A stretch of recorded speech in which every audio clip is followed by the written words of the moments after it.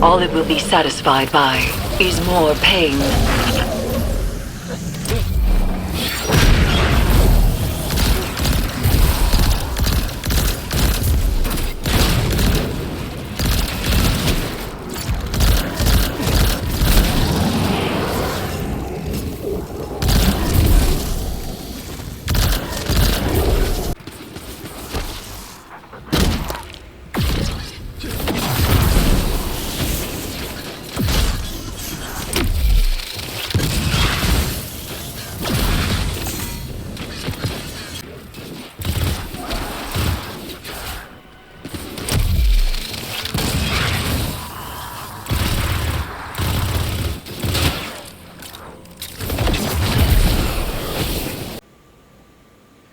Hey folks, it's been a while since I've posted a video, so I figured I'd post one today. This is one I should have posted last season since it was the updated Void 3.0, but I never got around to it. So I'm going to show you this build that I think it's still viable.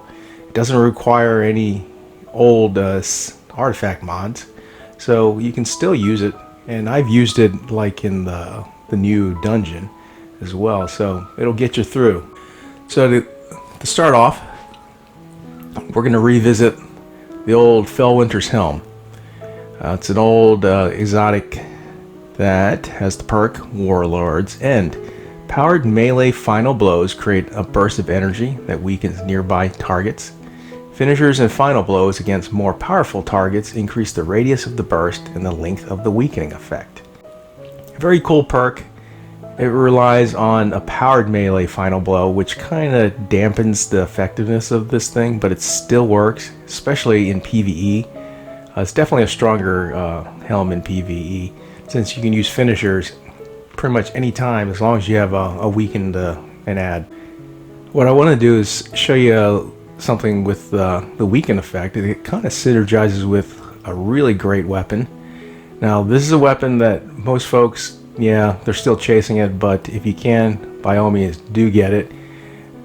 Don't believe what people say that it's not a great exotic. It's an excellent exotic. More so for PvE, but I mean, definitely works in PvP. I mean, I've got quite a few kills on it. So the Collective Obligation is the new exotic from the Vow of Disciple raid.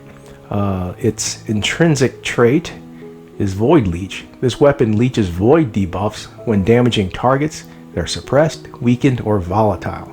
Once charged, long press to swap firing modes. In this mode, damage from this weapon applies the same void debuffs that were leeched. So the nice thing is, with Felwinter's Helm, it gives you that weakened, kind of suppressed ability against adds and opponents. Well, the Felwinter counts as a weakened effect, so the Collective Obligation actually can pick that up and spread it around. Now, as an alternative, if you don't have the Collective Obligation, I would highly recommend using a different weapon, such as the Hero's Burden or, the Hollow Denial. I think the Epicurean has this perk on it, but there's this new perk called Repulsor Brace. Defeating a void debuff target grants an overshield. Actually kind of cool, and that overshield lasts for quite some time, so it'll give you a chance to stick around, do more damage, be a tank for a bit. Going over the aspects, abilities, and fragments, I like using the Healing Rift. This is your personal preference. Pocket Singularity is what we'll be using most of the time, or the finishers to proc the Felwinter's Helm's ability. I would go with Suppressor Grenade, because you can spread this around with a Collective Obligation if you have that. And it's another ability that will proc the Repulsor Brace. Aspects, go with Child of the Old Gods, because this gives you a weaken effect when you proc it. And Feed the Void. I like Devour. It keeps you going. It'll keep you alive for as long as possible. So going over the fragments, we've got Echo of Persistence. We got Void buffs applied to you, Invisibility, Overshield, and Devour. have increased duration. Now you see it gives you minus 10 recovery. That seems pretty bad, but if you're primarily focused on PvE, you all know that resilience now is the new meta for PvE stuff. And Echo Leeching, melee final blows start health regeneration for you and nearby allies.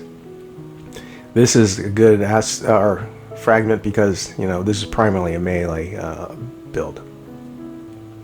Echo Obscurity, finisher final blows grant invisibly. This is really big, especially in PvE.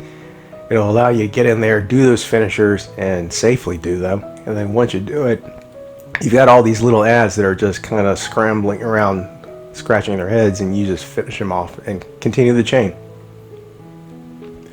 Defeating targets with grenades grants volatile rounds to your void weapons. Now going over the armor pieces, since it's a melee build, I primarily want to try to keep that melee charge up as often as I can. And what helps is having like a melee kickstart on some stasis armor.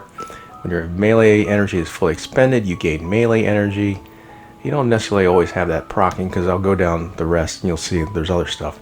But I also like having, for PvE, Phantomite, picking up an elemental well that matches your subclass energy type, grants a temporary bonus to weapon damage of that same elemental type. You'll see you get wells quite often, especially since we're putting on melee Wellmaker, powered melee combatant final blows spawn elemental wells matching your subclass energy type. So you're going to be generating lots of wells if you do final blow kills with your charged melee, and that just kind of rolls into it.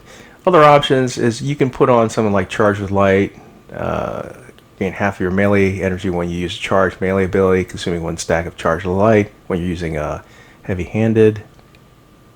Of course, you'll need that elemental charge thing, so you just have to have that there as well. So become charged with light by picking up an elemental well.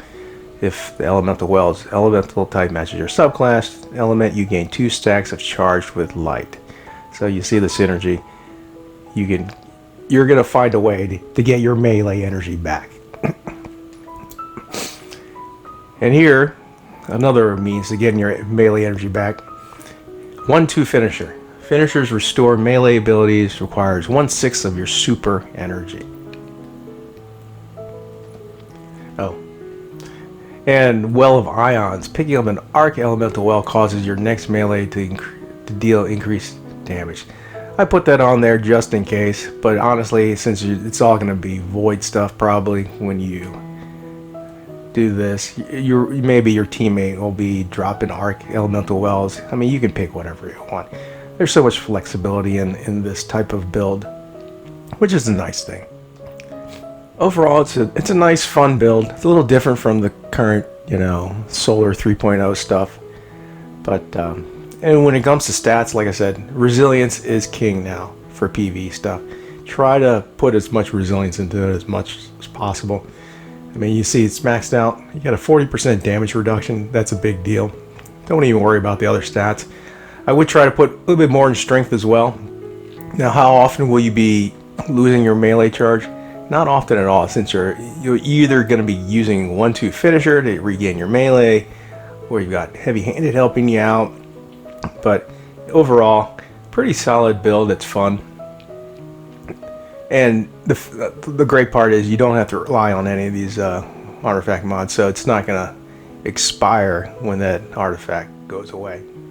Anyway, that's it for the build. Hopefully you guys enjoyed it. If you did, please do the YouTube thing. Like, subscribe, and share the video. Wasabi out.